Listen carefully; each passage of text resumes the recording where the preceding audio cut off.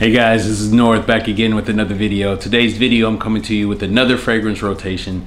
I just did the fragrance rotation of what I wore last week, so this is what I wore this week.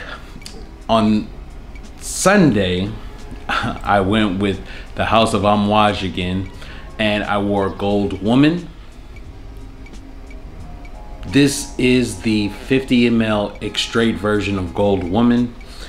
I was able to pick this up on a steal. The extraits in general are extremely hard to find and come across on a regular. They're mostly sold out on the website for the most part, and I don't know whether or not they're still in production.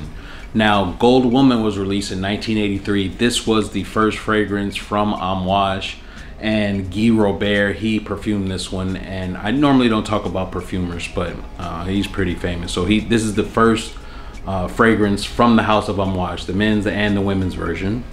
So this one has lily of the valley, rose, incense, myrrh, orris, civet, and cedar as some of the notes. And this particular one, it is a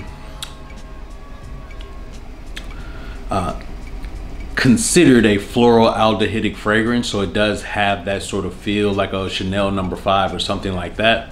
Aldehydes are not listed in what I'm looking at on Fragrantica, but it does have that feel. It has that powderiness to it, similar to Chanel No. 5, but it's not exactly the same. So that's what I wore on Sunday. On Monday, I went with the House of Chanel, and this one I wore Jersey EDP. So this is one of my more recent Chanel pickups. I was able to get a tester bottle of it, which is why I have the 200 ml bottle, and I just fell in love with the lavender scent in it.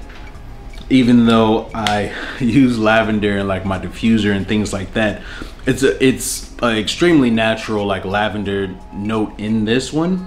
The EDPs came out in 2016. Some of the notes on it are lavender, musk, white musk, vanilla, tonka bean, jasmine, and rose. And what I get mostly from this is the lavender and the sweetness from the vanilla and the tonka bean. This is an awesome scent. This is one that, for me, since I use lavender and other things, I wear sparingly because I don't want to get tired of it, but it's just a great scent. I want to try Boy again to see. That's supposed to be a more masculine version of Jersey, meaning it's lavender forward, and see how much I like this one. But I really love Jersey, so I was lucky enough to find the tester bottle and get 200 ml of it for around the price of a little bit more than the 75 ml. So that's what I wore on Monday. On Tuesday, I went with the House of Amouage again, and this time I went with Lyric Woman, but I went with the Extrait. Now, I wanted to show you guys the box just in case you were looking for the Extrait version of Lyric Woman, because it comes in this gold box as opposed to the red box. Again, the Extraits are extremely hard to come by. So I did have one before. I don't believe one of them I had. I think it was a EDP though. It didn't have the magnetic top on it, but I still ended up keeping this particular Extrait that I found for a steal. Same with the gold, the same place I found the gold. Both of those, the gold and the Lyric Woman, are not as projecting as the Jubilation 25 Extrait. That one is beastly compared to this one, but this is a nice it has rose in it. I wouldn't consider it just a straight rose scent because there's so much more in it. This one was released in 2008. Some of the notes on it are cardamom, cinnamon, rose, geranium, incense, tonka bean, and oak moss. And like I said, it has that rose in it. It has a powderiness to it, but it also has a resinous to it. And people said that they felt like this one is more masculine than the men's Lyric, which I do own. I haven't really worn them enough. That's why I wanted to give these a run this week, these Extraits. But again, the Extraits are hard to find, and to come across on it on a deal, I had to go ahead and pick them up. So that's what I wore on Tuesday.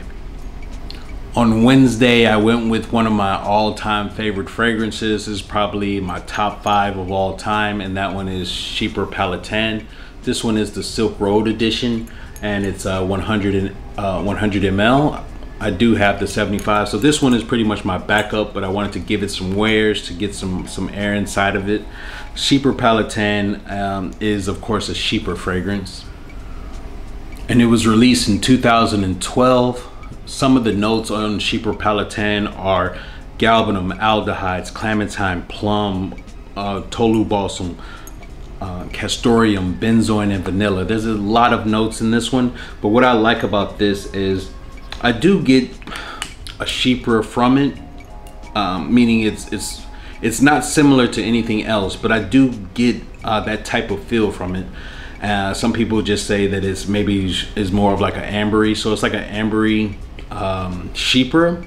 But what I love about this the most, besides the way that it smells, is that it's like completely unique and different than other fragrances. I haven't smelled anything like it in its genre except for the cologne.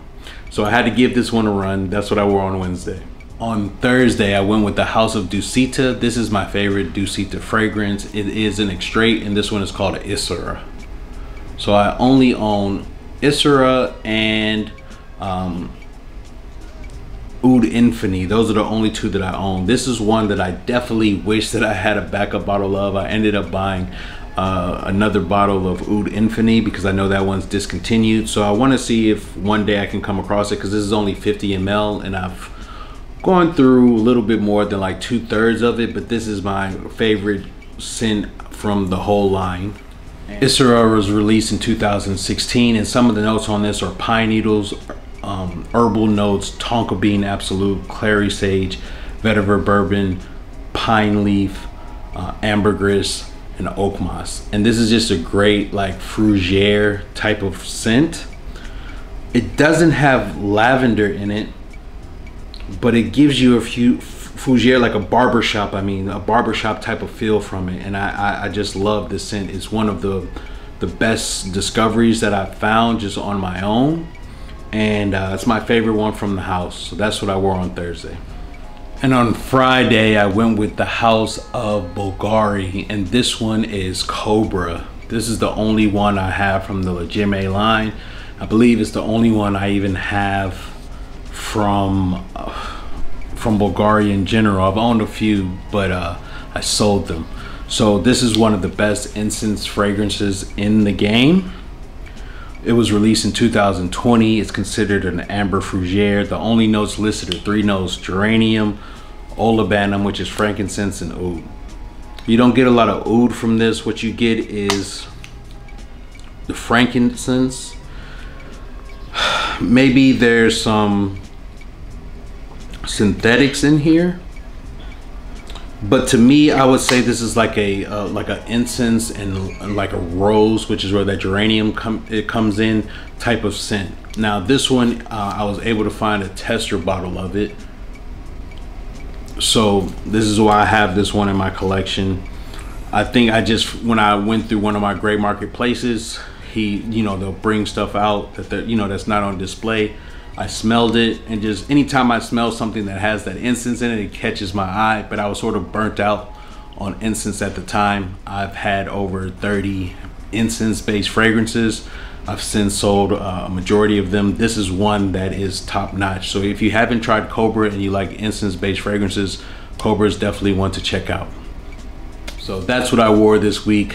Please tell me some of the fragrances you wore this week. Have you tried any of the fragrances that I mentioned? Please like, comment, and subscribe, and I'll see you on the next one, guys. Peace.